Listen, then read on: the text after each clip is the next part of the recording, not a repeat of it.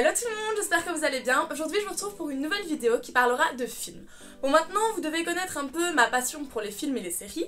Du coup aujourd'hui je me suis dit que je vous ferais bien un petit top 10 des films incontournables à mes yeux.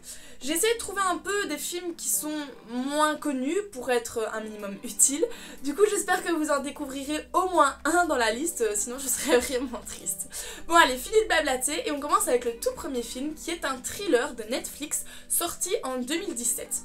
Il s'appelle You Get Me et c'est une tuerie. Donc pour vous expliquer en gros, c'est l'histoire de Tyler qui se dispute avec sa copine et juste avant la rentrée, il se retrouve à passer la nuit avec une certaine Holly qui est jouée par Bella Thorne. Déjà rien que pour ça, le film, il est génial. Et donc en fait pour lui c'est une histoire sans lendemain, c'est juste un coup d'un soir. Mais le problème c'est qu'elle est bien décidée à ce qu'il ne se remette pas avec sa copine. Et voilà, donc on va suivre un petit peu leur histoire et vous allez voir c'est vraiment une dinguerie. Il y a plein de retournements de situation, plein de trucs où on s'y attend pas et moi j'ai adoré. Alors mon deuxième film il s'appelle I, Boy, donc c'est un film de science-fiction de Netflix qui est également sorti en 2017. Donc j'ai adoré ce film parce qu'il est vraiment, je trouve qu'il sort du commun, il fait vraiment réfléchir et ça ressort une bonne morale. Donc c'est l'histoire de Tom Harvey qui en fait un jour reçoit un iPhone sur la tête, il tombe dans le coma et en se réveillant il se rend compte que il a des morceaux du téléphone qui sont restés coincés dans son cerveau et c'est ce qui va lui permettre en fait d'intercepter des conversations téléphoniques, des connexions internet, etc. Et donc il va se servir de ses nouveaux pouvoirs pour un peu devenir le nouvel héros de la ville et venger son ami, etc. Donc j'ai vraiment trouvé que c'était super intéressant et ça nous fait vraiment réfléchir quoi. Bon ensuite on va changer totalement de registre pour partir dans une comédie française de 1995. Donc ce sont Les Anges Gardiens qui pour moi est vraiment un incontournable. Donc c'est joué par Christian Clavier et Gérard Depardieu. Et c'est l'histoire de deux personnages, donc un homme d'affaires et un prêtre, qui se retrouvent sur le même chemin à cause d'une histoire de gang, mafia, etc. Sauf que ces deux personnages ils sont poursuivis par leurs anges gardiens, donc anges et démons, et c'est juste à mourir de rire. Franchement si vous êtes pas bien, regardez ce film et ça vous remontera le moral mais à coup sûr quoi. Mon quatrième film s'intitule The Best of Me ou Une seconde chance en français et c'est un film d'amour daté de 2014. Donc pour moi je pense que vraiment c'est un de mes films d'amour préférés. J'ai vraiment adoré cette histoire, j'en ai même pleuré et pour moi quand je pleure dans un film c'est que c'est un film réussi. Donc en fait c'est l'histoire de Dawson et Amanda qui sont fous amoureux, enfin vous voyez l'histoire classique, sauf que ils sont malheureusement séparés par une tragédie, d'ailleurs c'est à ce moment là que j'ai pleuré, et en fait 20 ans plus tard la vie les remet sur le même chemin et leur offre peut-être ou pas une seconde chance.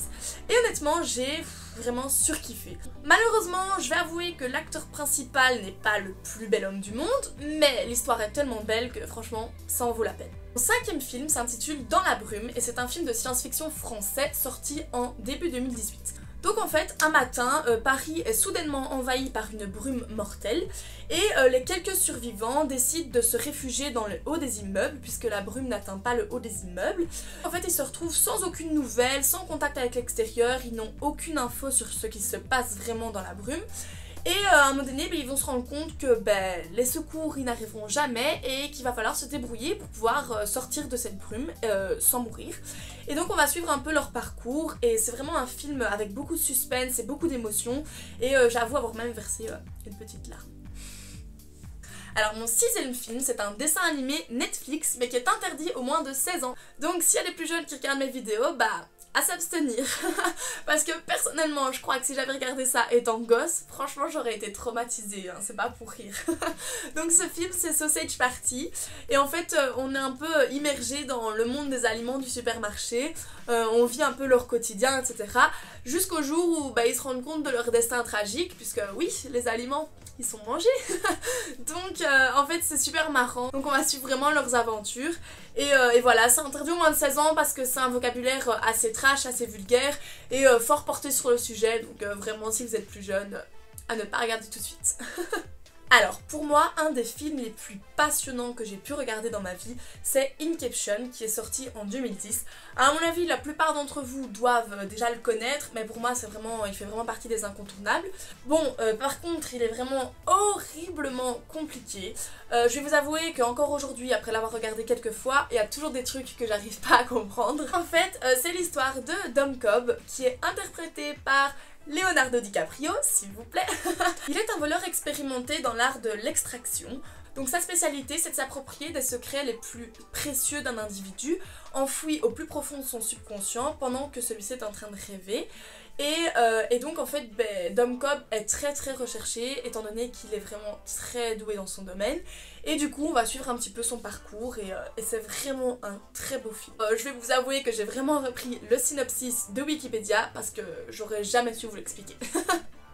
Mon 8e film est Passengers, sorti en 2016 et joué par Jennifer Lawrence et Chris Pratt. Donc déjà rien que pour ça, ce film est mémorable quoi. Ah.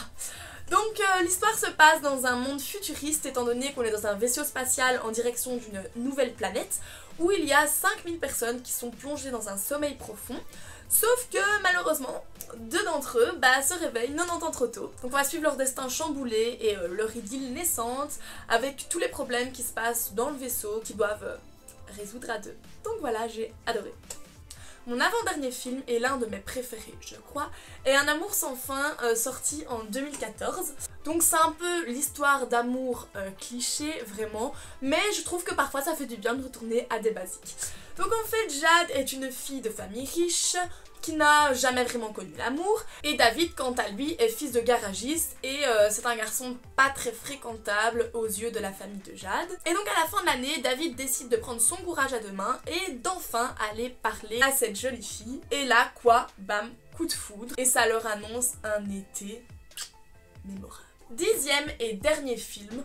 Bon, je pense que tout le monde doit le connaître, mais bon, c'est mon film préféré, je ne pouvais pas ne pas le mettre dans cette liste.